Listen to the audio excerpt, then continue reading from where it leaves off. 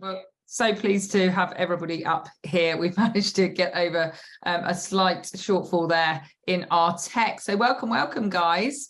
Thank you so much for joining us. So we have a whole host of us today. We've got, lots of us. I'll get everyone to just do a quick intro in a second. But please, guys, we run this particular one, Property Networking, every couple of weeks, but we are here every week. If you find this useful, please do. Could you just ping 6 people so that we can encourage people to come and join us, and anyone that you know that's got a deal that they may need a little bit of help and support, or they might want to talk through, then please ping them up here, and then we can give our sort of 2 penneth worth on that. So so that's great. So let's just do a quick very quick whiz round on who each of us are. So Wendy, ladies first, would you like to just give us a little bit of background to yourself, please? Yeah, so my sister and I set up our property business about 6 years ago.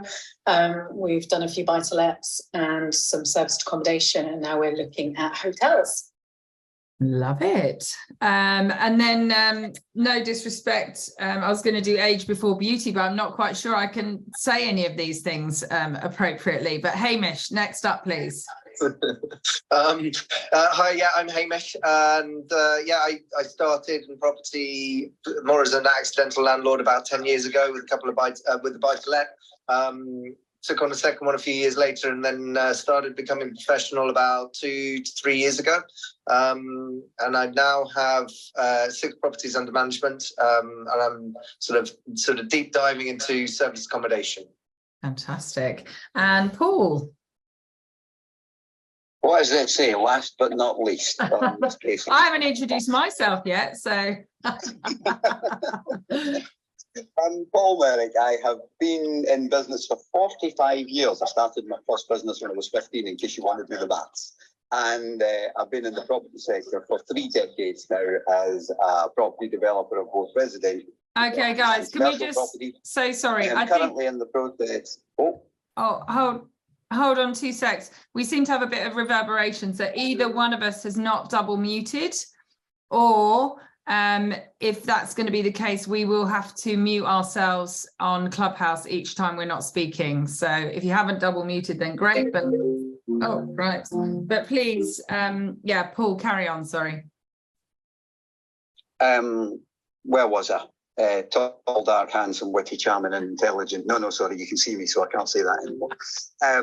So I've been in development for 3 decades, both commercial and residential. Also been a consultant for major PLCs, regeneration agencies, and smaller businesses as well. Currently selling up our debt-free portfolio that we've built up over 3 decades, as I move to being an angel investor and spend more time as a business consultant. I think that about sums me. Fantastic. I do prefer dark, handsome, witty, charming, and intelligent, but if only any of them were true. I love it.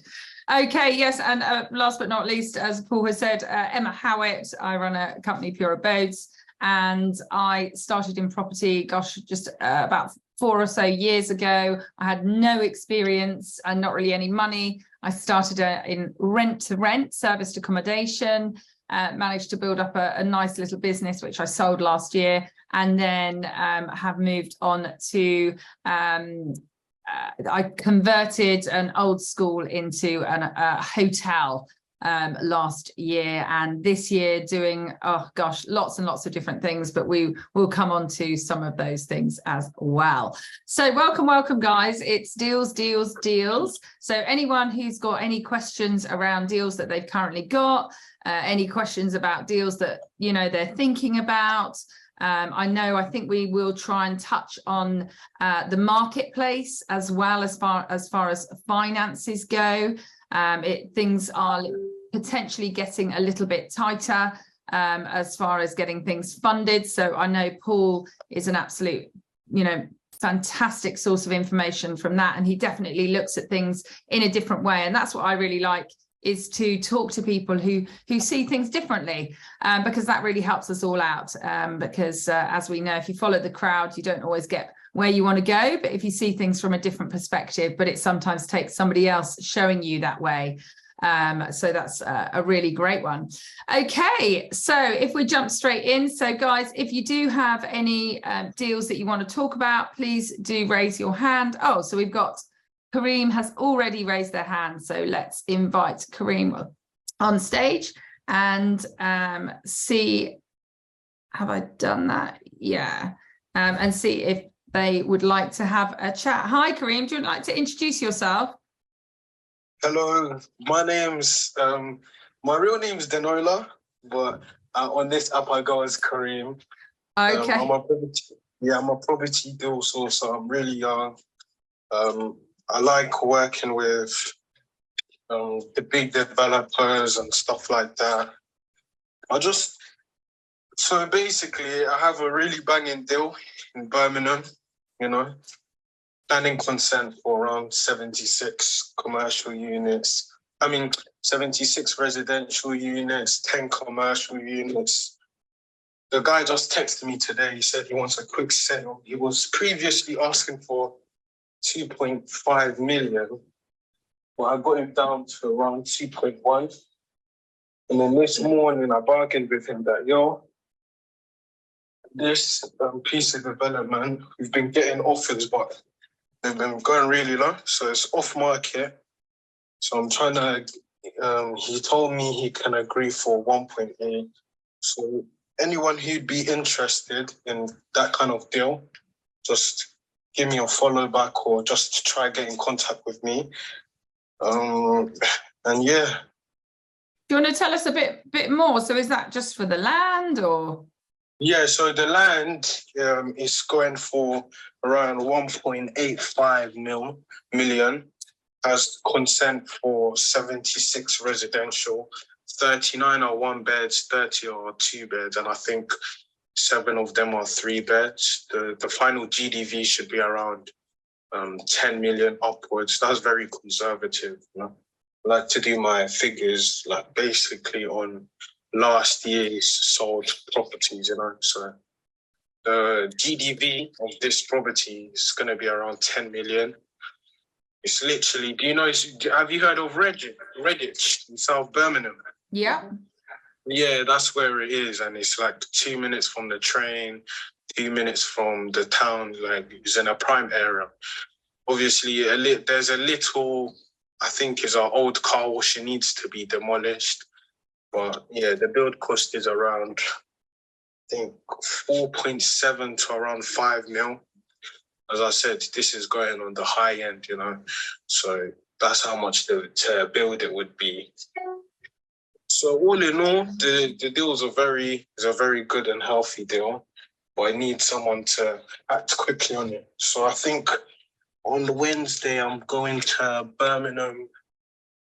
I think networking event to meet other developers, big developers, and see what I can do. So that's a deal I'm looking to sell off immediately, but I also deal with rent-to-rents and all these. I have a lease option agreement in Harrow. It's around 11, 12 beds. So I'm looking to negotiate that one. So yeah, if you're looking for rent-to-rent deals, give me a shout. If you're also looking for big development deals, give me a shout. I go from small developments to very big, So. Okay, well, we're not here for a sales pitch, Denola, but this is fantastic. Yeah, okay. So any other questions from the panel about this particular one? Did you say it had planning permission already? No, the planning has been granted, but it doesn't have the full planning. So all it needs to just be done is sign off. Obviously, S106, it needs to be paid. And yeah.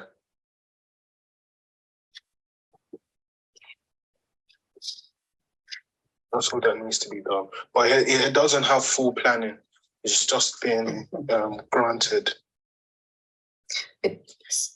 So what, does it has outline planning?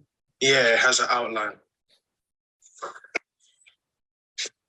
So you're talking pre-planning approval? No, so the vendor he's put in the application. They've kind of accepted it, but the thing is, he doesn't want to completely sign it off just in case a developer wants to remodel or change it, because you can also build like less flats, so there's many ways you can go around this. It just depends on the developer.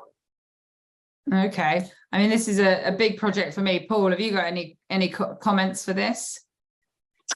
I think you'd have to do a lot of due diligence on something like that.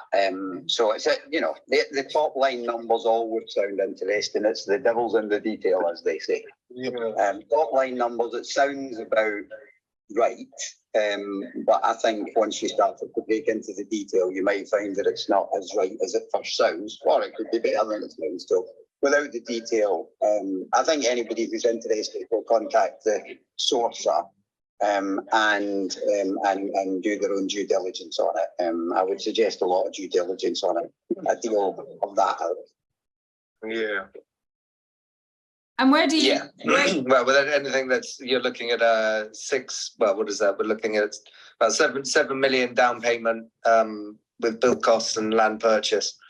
So I think you would need quite a bit of due diligence on that. And who's the end? Who's the end? Who's the end buyer? Who is it? Who is the plan for it to purchase it at the end? Is it individuals? Yeah, so 30% is going to be used for affordable housing, and the other 70% will just be for whatever you're looking to do. So. So are they looking for a contribution and affordable housing? Is it not one or the other? Are they looking for a contribution and affordable housing? Yeah, so it's basically what you said. So contribution is a mix of both. So 30% will be for affordable, and then the rest will be for whatever you're looking to do. Sorry, are the council looking for a contribution, a financial contribution, and affordable housing? I don't know about the council, to be fair. I don't know about the council. All I know is 30% will be. And let me get up.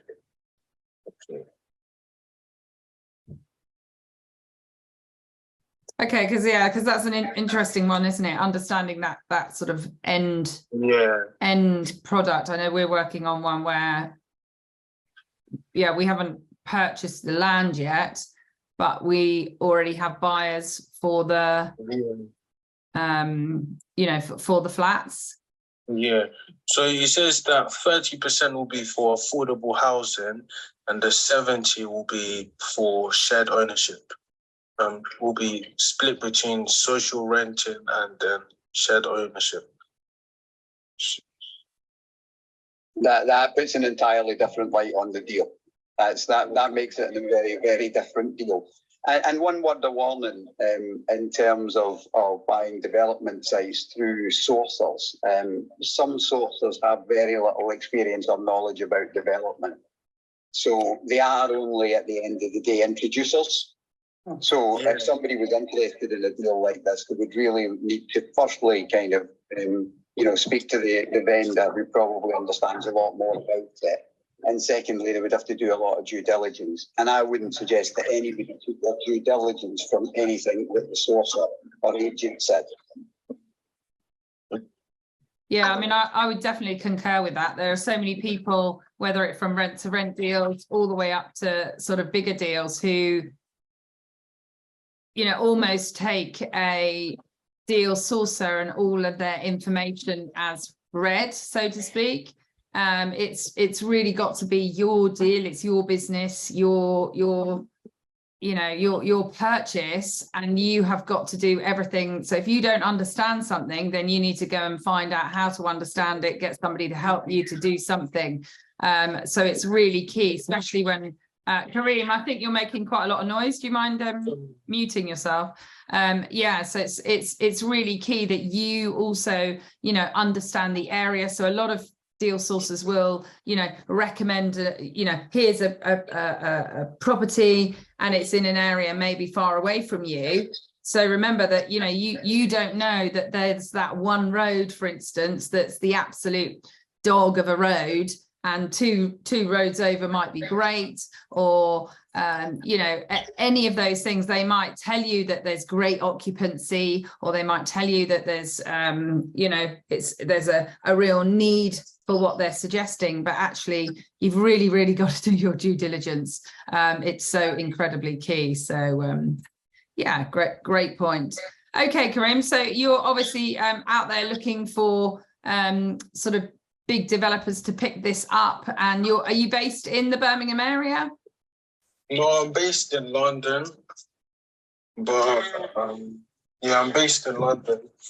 I'm looking to go to a couple developer networking events in and around South Birmingham.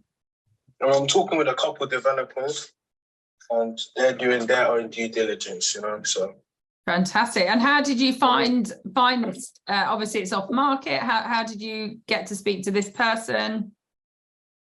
Yeah, so it's just through connections, you know. It's through a friend of a friend. He says that it's more of a personal situation, in fact, because apparently he's been working most of his life. He created his own company since he was 19, and now he's just looking to lay his feet up, basically. So he's looking just to sell the land. He's not desperate, but he's looking just, yeah, I've had enough. I've worked hard. Now I just want to lay back, you know. Okay, fantastic. And has it been available for a while?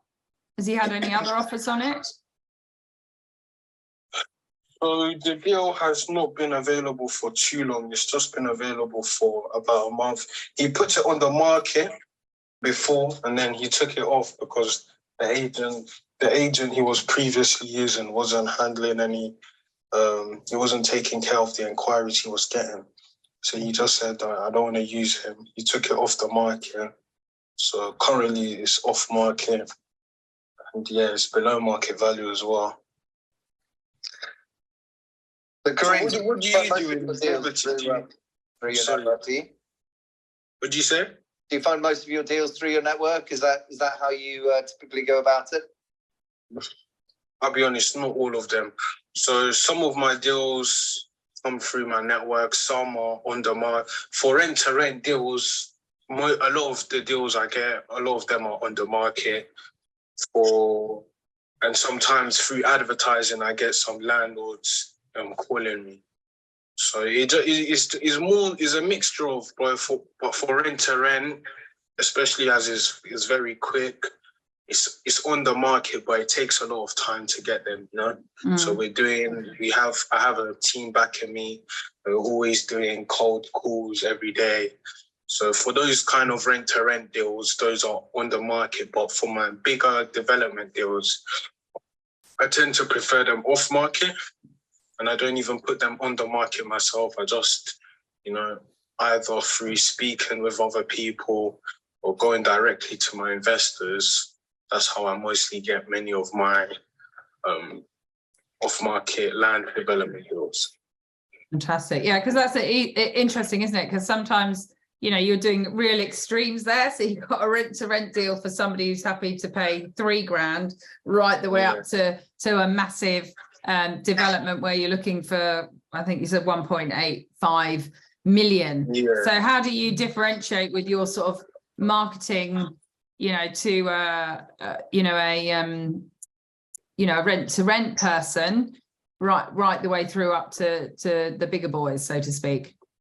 Yeah, so for how I get the rent-to-rent deals, I post actively on Facebook, post actively on on Instagram. There's many ways I get rent-to-rent deals, but rent-to-rent is where you do more so of the hard work for me, because rent-to-rent, you know, you can lose a deal it takes a day or two, you know, because when you think of it, when you're doing rent-to-rent, you're competing against other renters, and you're also competing other deal sources, and other bigger companies. So for rent to rent, I like to move very quick on them. Most of the time, most of my leads, if I get it off market, it's definitely sold. But if it's on the market, you have to move quick on what you have, you know. Fantastic. So it just depends. But most of my deals, I have to go and search for them for rent to rent, especially, or for the bigger development deals. It kind of comes to me, if that makes sense. Brilliant, brilliant. Well, Kareem, keep us updated. It sounds very interesting. I know there's huge projects going up in Birmingham at the moment. Lots of so much sort of infrastructure. Lots of head offices have moved up there, haven't they? And lots of other stuff. So it's definitely an interesting market to look at. So, well, what do you do? This is my first day. Do you do rent to rent? What kind of strategies and property do you do? Yeah, so we all do sort of different things. So Paul is, you know, it has been in property for decades, is literally at the other end of his career. He's extremely successful and is now selling off a big portfolio. I would say I'm probably the newest to property. And I started off definitely with rent to SA. Now I've got a hotel, and now moving on to sort of a few bigger projects, although I will be talking about a smaller project as well, because like you know, Danola, the bigger projects can take a bit of time. So, but hopefully this week we're going to have confirmation of moving forward with a big one in your neck of the woods, in London. So yeah, and then Wendy's up in Scotland, and Hamish is over in Oxford. So we're sort of dotted around, and Paul's up in Scotland. So we're dotted around a bit. Yeah, because what I do is rent to SA. I also do. You've got your own, have you? Yeah. I have around 8 units in London, so Zone 2 near Shoreditch. So I'm currently heavy on those. I also do like property development, but not in this country, back in Nigeria, because that's where I'm from. Okay. So, well, brilliant. Well, look, Kareem, we're wanting Yeah. to make sure everyone gets an opportunity to chat about their deals. Okay. So look, really, thanks. Yeah, no, thanks so much, and yeah, keep us updated. Thanks so much. That's fine. Thank you. Okay. Have a nice day, Hamish. Have a nice day, Emma. Thank Paul, you. and Wendy, and all the other house members. All right, take care. Fantastic. So if anyone else has got anything that they want to talk about, do let us know. I wonder if I might just talk through something. So I've got a couple of questions that I don't know if anyone else has got the answers to. So I am interested in doing some short lease 1 to 2 bed flat conversions. I've got one literally in the pipeline. Well, I've got a number actually in the pipeline, but there's one particular one that I'm not going to go for, but I'm really interested. It is in the eaves. This one, it converts really nicely. It's a really good size for a 1 to 2 bed. You just literally move the kitchen the other side of the wall into the living room. It's all laid out really nicely. It's got a short lease.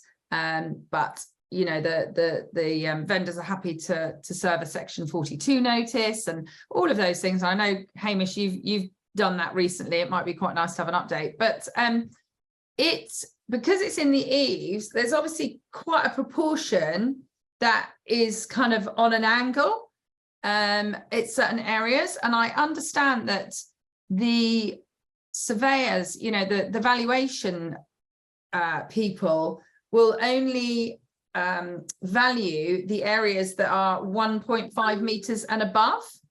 And I just wondered if anyone had got experience of that, and wondered how that kind of works. Not experienced as such, but I've heard the same. Read up a little while ago, and I think it's the areas where they consider it to be livable as much. Does it come down to minimum room sizes? Yes. Well, it's defined as usable space. Mm-hmm. Is what it is, and usable space means that you can actually use it to live in as opposed to storage or whatever. So the moment you go off into an eave, then certain surveyors will look at that and say, well, it's not actually usable space for the average type human being. and then they'll disregard that in terms of the square footage of usable space. Doesn't mean you can't use it for storage, doesn't mean sometimes you can't put a bed into that space, but they will likely reduce the valuation based on a square footage basis, not necessarily on a location basis. So, you know, if you have something in the centre, an SW1 that's got a lot of eave space in it, it's still going to be worth a damn sight more than something in Sheffield. But the point is that in usable space or square usable feet, right, they will reduce the size of that building, which is likely to have an impact on its value. Yeah, because that's kind of why I've sort of really wanted to hold back on that particular one, because it was trying to work out. It would take quite a lot of working out. You know, it's sort of laid out slightly oddly how to work out what the eventual size would be that you're able to actually get a valuation on. If you're, so comparable wise, to me, it just doesn't stack up if it was going to be smaller because of the eaves. So, interesting. How do you mean? So, well, because let's say if it's a 56 square meter property, and you do your comparables, and you're comparing two beds, but you're also comparing per square meter of other comparables sold.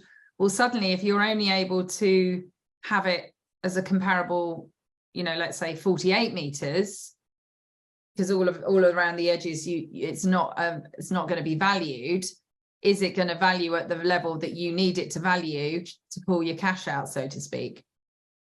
Okay. Surely that's dependent on what you pay for it in the first place, because if you pay for 48 as opposed to 60, then the numbers will be the same.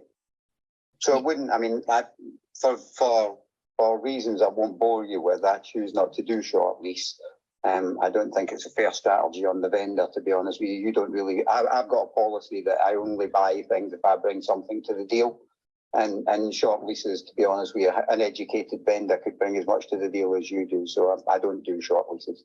It goes against my beliefs. But on the same principle, if someone who's got a refurb for the house could refurbish it, and if you're just that's always a discussion I would have, Hamish. Yeah. But I wouldn't go into. I bought a lot of development sites, and the way I do my life very transparently. So if some people, when they're doing developments, try to hide it from the person they're developing, I tell them exactly what I'm going to do, and if they choose to do that, then I don't bring anything to the deal. However, a lot of the time, people will kind of go, "It's not what I do." I was speaking to somebody recently, and we're putting planning consent in for 60 houses.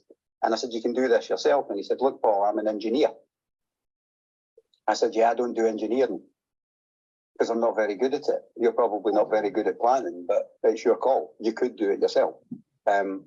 So I'm very transparent with my numbers as well. So I just, if I went to somebody with a short lease, Hamish, and I said to them, "You could do this yourself," and they said, "No, I want you to do it, Paul. Pay me X." That's one thing. But I think there's a lot of vendors who aren't aware how easy it is to do a short lease. And I think there's people who specialise in taking advantage of that. Yeah, no, I imagine, it's property. There are a lot of people who take advantage on every level, isn't there? But it doesn't necessarily mean that, you shouldn't do a particular strategy because, as we know with property, there are a lot of people who make emotional decisions. People want to buy in or buy out or sell out there because of a particular situation. The short lease that I've taken on at the moment is actually a vendor who bought in at a short lease, and she's had 15 years of the property at a short lease already since she paid cash to purchase it. And at no point in that 15 years did she decide that she wanted to extend the lease. And then she wanted to sell, and she wanted to do it as quickly as possible. So, I put in an offer, and was the only offer that she had for 7 months. So it's, I wouldn't necessarily say it's, taking advantage of someone. I would say that actually what I'm doing is helping her to get out because she accepted the offer in the end. She didn't at any stage want to do the short lease, and, at the very end, we had been discussing that I will need a Section 42 notice to be sent out from her side. So she was very aware of the process of that. So I don't think it's a strategy that you could necessarily say is taking advantage really of people. It's an interesting discussion, and it's not the point of this room. We'll maybe have this chat offline. I wonder how educated the vendor is on doing a short lease, because if they were educated, they might choose to do it. They might not choose to do it, but the point I was making is that many people who do short lease as a strategy are reliant on, dependent on, and hoping that the vendors don't really understand the process, and they're using that knowledge to take, in my opinion, advantage. Now, did I say you shouldn't do short leases? No, you can do what you like, Hamish. It's your business. I said I don't do short leases. Yeah. But at the same time, I also think that, where you say it's a simple strategy, it does depend on what the freeholders like as well. You have to wait until you get a response back from them, and freeholders can be particularly difficult. There's not really much advantage of being a freeholder unless people are going to extend their leases, let it gone short. So that's where they make their money. I'm more than aware of that. Yeah, I mean, I think with these things, isn't it? It's how you perceive it, how you look at it. I mean, I always think that inherently some people want to be knowledgeable and educated and try and find those things. Other people are not so interested. There's a lot of you don't know what you don't know. And inherently, if somebody has chosen to put a property on the market for whatever reason, we sometimes you're not going to know, especially if it's on, Rightmove and all those main places where I know that, Paul tends not to go to those places at all. So you're going to be talking, to a different model. I mean, I really like it round my way just because there's loads of them and people are, really kind of fearful of it, and rightly so, because you don't know what you don't know. So unless you know how to do it properly and correctly, and yeah, absolutely, I'm a huge fan of doing everything ethically, it's an interesting one. And certainly what I'm finding is, as you say, Paul, if you're going in at the right price, then it does work well. But certainly, some of these flats are very low priced anyway, and yeah, it's whether, like all these things, that the numbers stack at that sort of level. And certainly with this one in the eaves, it's kind of sort of thrown me a bit. It's a bit much for my maths, to be perfectly honest, trying to work out a box and the area within it. I need to go back to school, but there we go.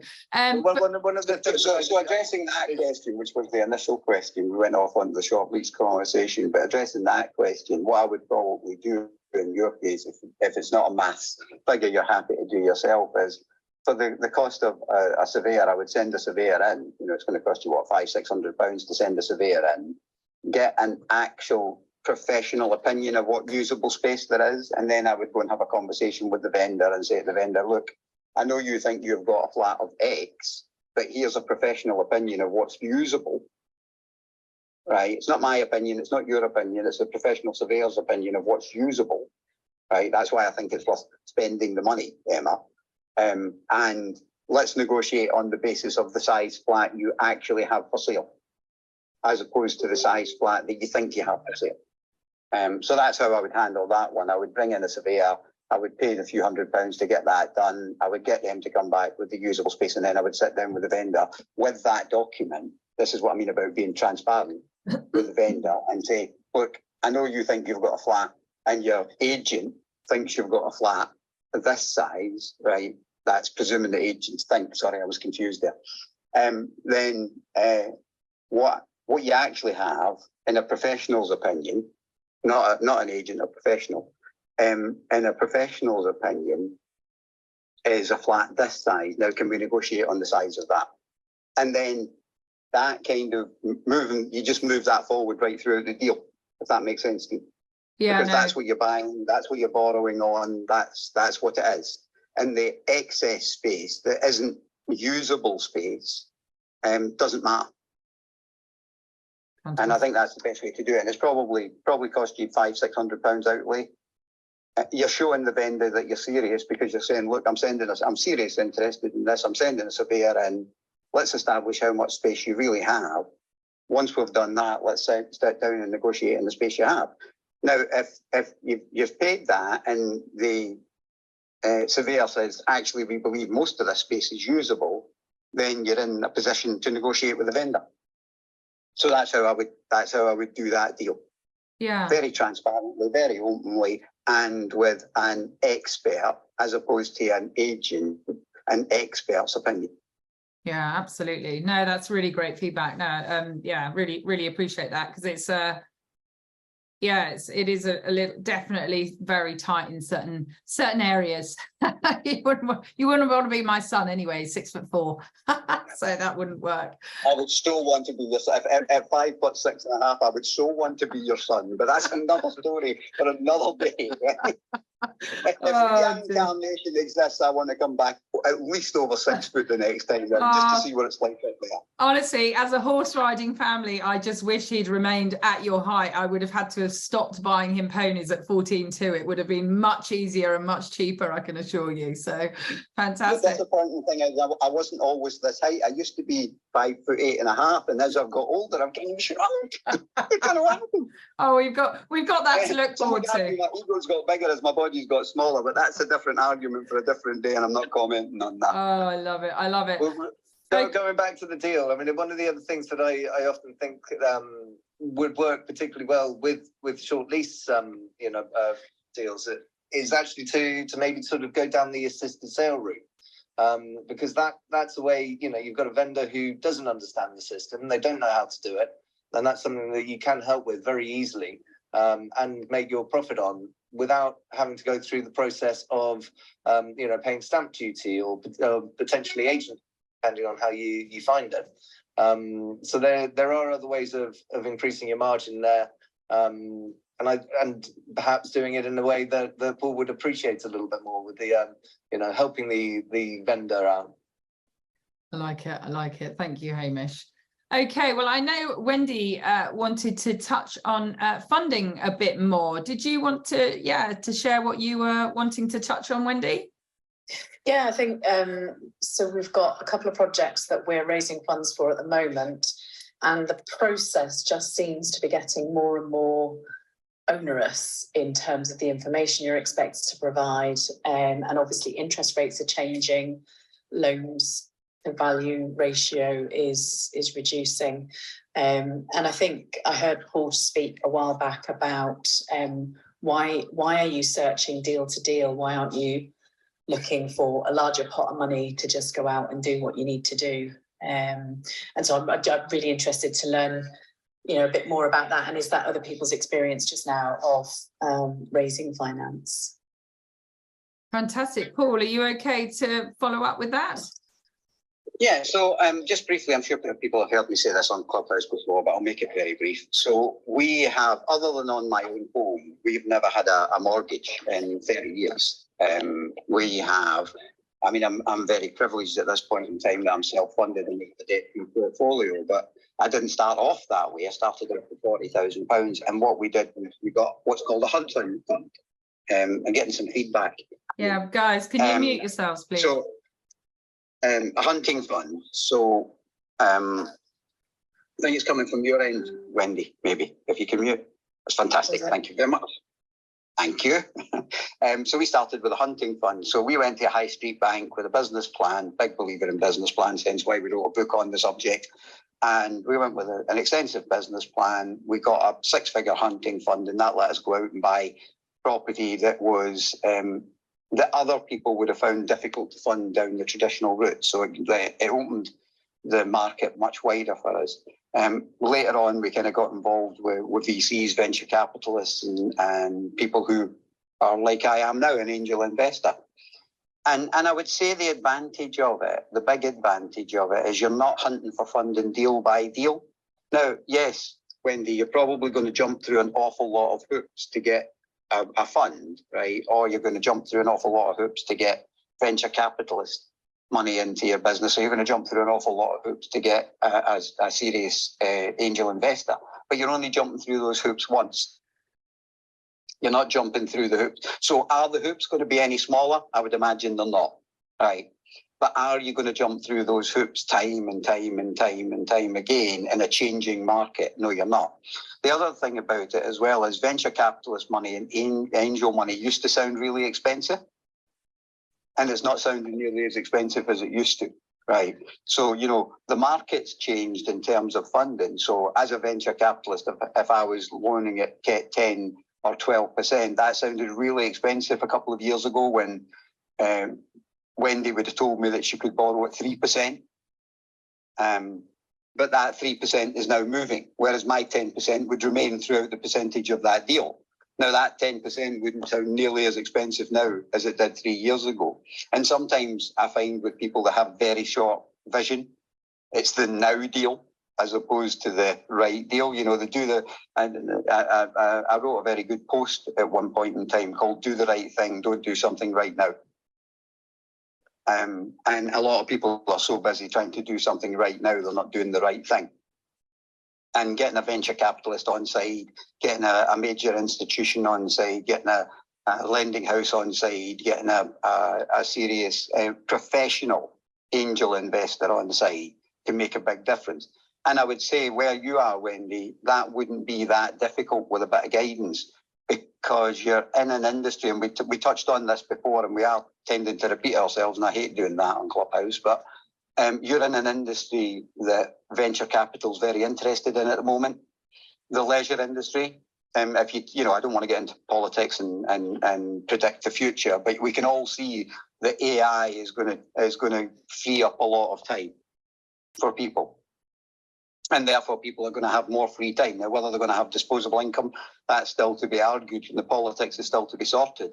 But in principle, people are going to have more free time. They're going to spend that free time on leisure industry. Hence, any venture capitalist who I spend a lot of time with venture capitalists. I'm just a small angel investor with a 7-figure kind of sum to invest. But I spend time with angel investors who have got massive amounts of money to spend, and they are very, very interested in anything that's related to kind of, you know, activities that are leisure activities, and you're in the leisure activity business. So I don't think it would take a great deal to put together a reasonable business plan for somebody like you, Wendy, that introduced you to venture capitalists and serious angel investors. And can I just define that here as well? I mean, I'm sure people already know this, but angel investor is this term that's kind of been thrown about now, like JV, right? And quite often it doesn't mean what people think it means. So let me define those two terms. A JV is a joint venture. It means that you're working with someone. So if somebody lends you £100,000 and wants 10%, that's not a JV. That's a loan. That's a commercial loan, right? And people call that a JV. It's not. It's a commercial loan. A JV is we take the risk and reward together.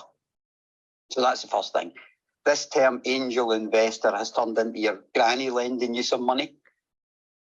That's not an angel investor. That's your granny lending you some money, right? Or your mum or your great uncle Bulgaria, right? That's not a venture capitalist. A venture capitalist and an angel investor are very, very similar. In fact, somebody asked me recently, what's the difference? I said, the amount of money that we have. I'm an angel investor because I don't have enough money yet to be a venture capitalist, but I will when I grow up, right? But essentially, it's a professional lender. It's a person who invests money for a living. As I sell up my property portfolio that used to bring us in a substantial 6-figure sum per annum, I lose that 6-figure sum, but I have a big bunch of money, right? Horrible position to be in, but there it is. But I need that money out working. So unlike your granny or your great uncle Bulgaria, who might have the money sitting in the bank and lends it to you because they like you, I professionally lend or professionally invest.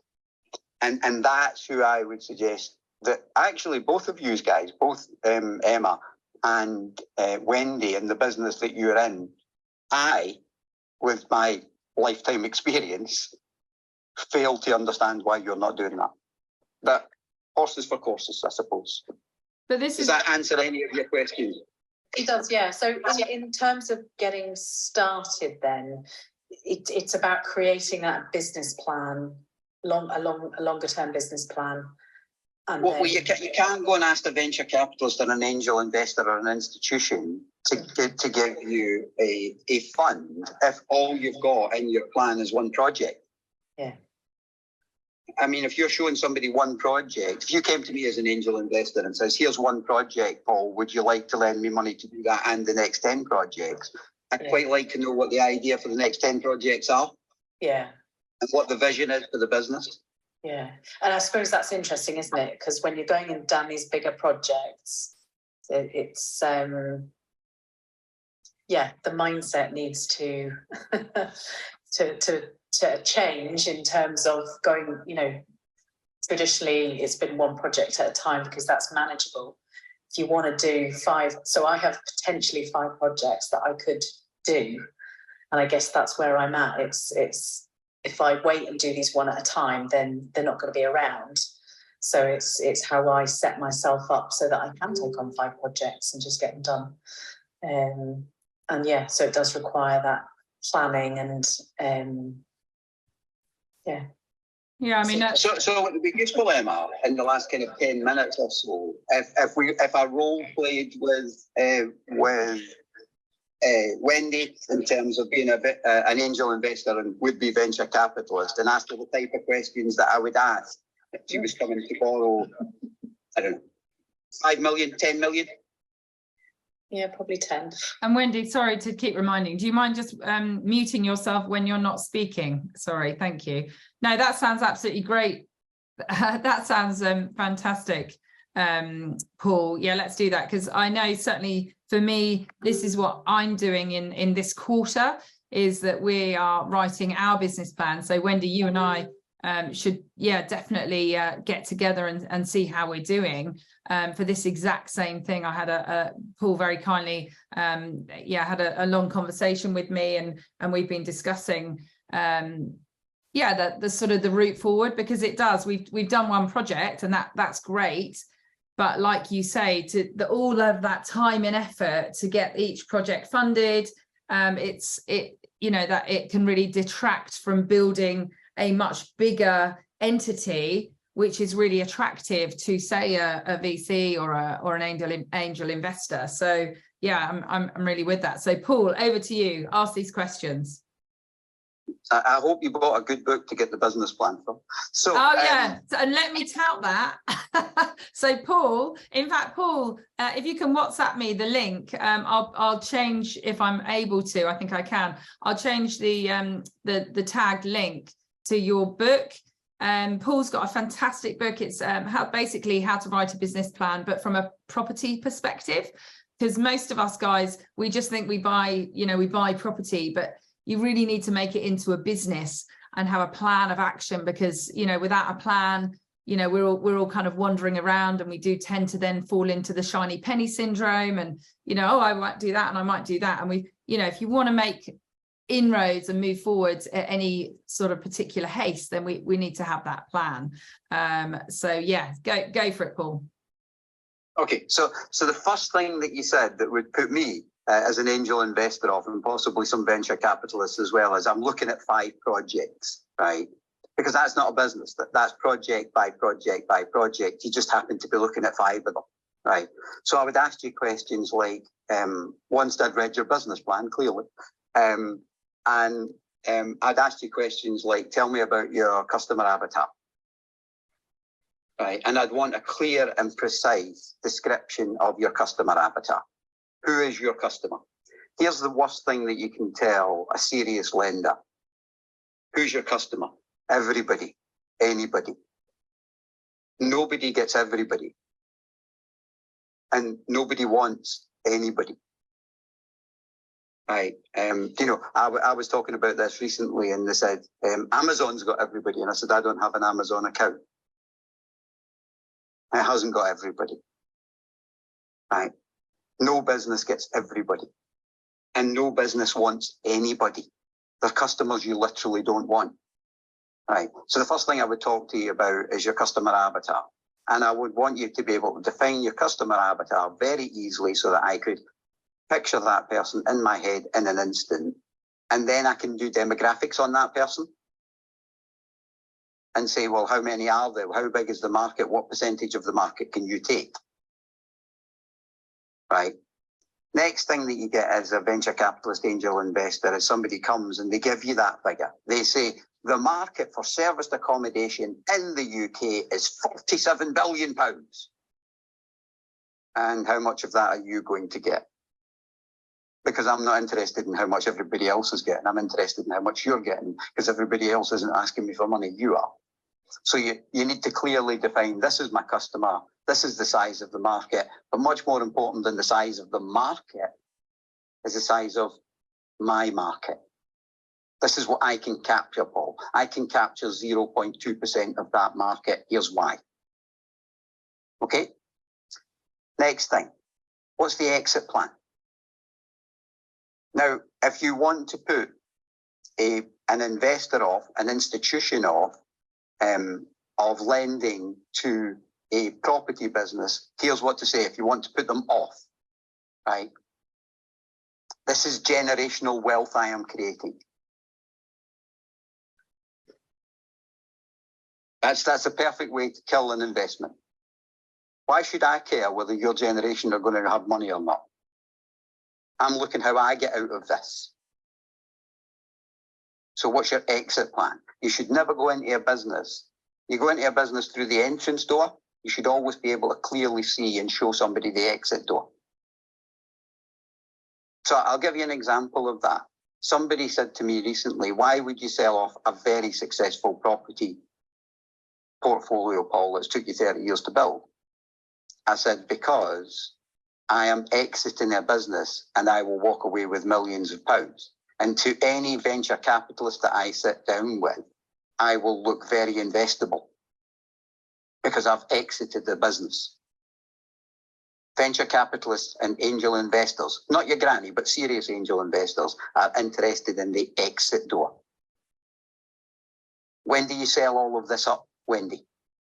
When do we all make some proper money? Okay? The third thing that you want to look at is your if the market changes scenario. And venture capitalists and angel investors, rightly or wrongly, are looking at that a lot more seriously now than they did pre-COVID. Because we all got into well, we didn't all, but a lot of people got into a comfort zone of life's going to go on as we know it. And what COVID has proven to us is life's not going on for an awful lot of people. Literally 18 million of them across the world at the moment, because we all act like it's not gone. Still 350,000 people dying of COVID as we speak right now. So the world has changed to a place it's never going to change back to.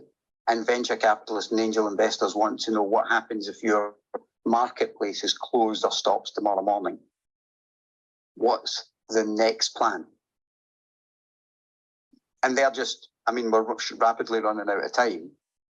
This might have been a slightly more interesting conversation than some properties in Birmingham. However, we went where we went.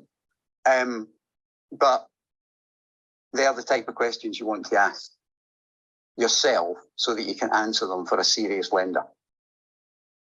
And I would say, you know, as a kind of prefix to this, we built, I mean, I started in property with £40,000 and now we have millions of pounds worth of debt-free property. I couldn't have done that without, in the early days, even though we're debt-free, the early days having a fund that I could call on, where I didn't have to find a property, then find somebody to lend on it. And by the time I found somebody to lend on it, the property had gone. I was able to act very, very, very quickly.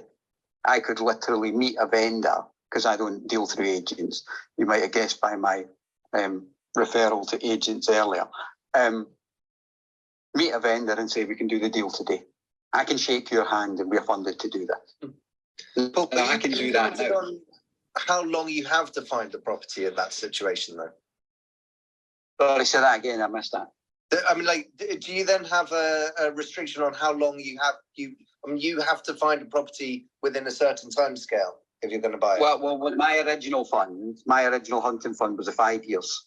It was a 5 years fund, which was substantial six figures that I had to work with for 5 years, and then after 5 years I would go back and renegotiate, which I did. I went back after 5 years and renegotiated the fund and paid them less interest and paid them less set-up fee and got more money, because I then had a more proven track record. I started it, incidentally, I did this with no track record in property, but one hell of a good business plan. I can't stress enough, and it's not just because we wrote a book, it's the other way around. I wrote a book because, I mean, it's the least exciting book I could have ever written, and I've had quite an interesting career and made 500% profit on a deal, and that would have made a much more exciting book. But I wrote a book about the thing that can make a difference to your property journey, which is having a real business plan. Not just for lenders, but for you. I knew what I was doing when I got up in the morning. I knew what my niche was. I knew who my customers were. I understood my business.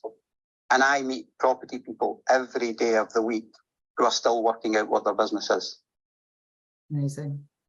And I'm sure people, if they were honest in this room, might put their hand up and say, yeah, that's me. It makes a big difference when you know where you're going. It's a roadmap. Absolutely, absolutely. Look, we are coming to the end of our time, but Hamish, I wonder if we might, Bridget has asked, can you explain assisted sale, please? Well, the simple side of it is, if you've got a property that needs some work doing to it, then rather than actually buying the property, you speak to the vendor and negotiate a way that you give them a fixed amount for the sale of the property, but you need to do that work on the property before you actually the property gets sold. So you don't buy it. You negotiate a contract where you take control of the property, you fix it up to the level that it needs to be able to make the full GDV, and then you sell the property on after that. So as we know, a rundown property isn't going to sell as quickly. It doesn't get as many of the buyers interested in it as somewhere that's fixed up and ready to go, ready for them to move into. So yeah, basically it is as it sounds. You assist them to sell it by fixing it up and getting it to a good standard.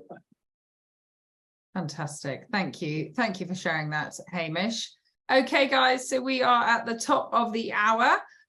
So I am on next week. I'm sure, I know it's a bank holiday, but we've had so many that it just seemed crazy. There would be no Clubhouse in this month almost if we didn't utilize the bank holiday. So yeah, I'm going to be back next week with an interview. So yeah, watch out for that. Really exciting people that I've got being interviewed at the moment. And yeah, a huge thank you to everyone who's been on the panel today. Really appreciate Hamish, Wendy, and of course, Paul, for your incredible knowledge that you have shared with us today. And I know Wendy and I, maybe we can join forces when we need to pay Paul for his expertise. Maybe come. I have shared so much with you, Emma, that I am putting together the invoice as we speak. Yeah, exactly. I do very fairly, though, reciprocate in promoting your products as well, very highly, Paul. So it is a two-way thing. But yes, awesome. Thank you so much, guys. So yeah, just closing, just a very quick, if we may, closing comment from Wendy, please. Yeah, great session, and I think I have Paul's book, and I've started that business plan. I'm working on it, and yeah, looking forward to the next stage, which will be learning how to meet the right types of investors. Fantastic. Hamish? Yeah, not so much to say. Yeah, thank you guys. It's always a pleasure to talk deals with you, and yeah, I hope we can all find plenty more. Fantastic. And finally with you, Paul. Final thought for the day. There's many people out there who call themselves property investors, and you know that's a term you can choose to use about yourself. But from a neurolinguistic point of view, you're telling yourself that you're not a business person, that you're an investor, and you're telling yourself that every time you speak out loud, every time you say, I am a property investor, what you're really saying is, I'm not a property business person. because an investor and a business person are very, very different. So if you're going to make one change from this kind of this Clubhouse stroke, YouTube stroke, Facebook today, go out and don't tell people you're a property investor. Tell people that you have a property business, because not only will they take you more seriously, but you'll take yourself more seriously as well. Amazing. I love that. And my final take, which I really loved from Paul earlier, which was, you know, you've got to choose to do the right thing and not necessarily rush to do that something now. Yeah, that's really key, because I know a lot of, especially if you're a bit entrepreneurial, you're chomping at the teeth, aren't you, wanting to get things done. So yeah, really take a bit of a step back. But great, thank you so much, guys. Really appreciate everyone's time here, and yeah, have a fantastic week and look forward to seeing you again next week. Okay, guys, take care.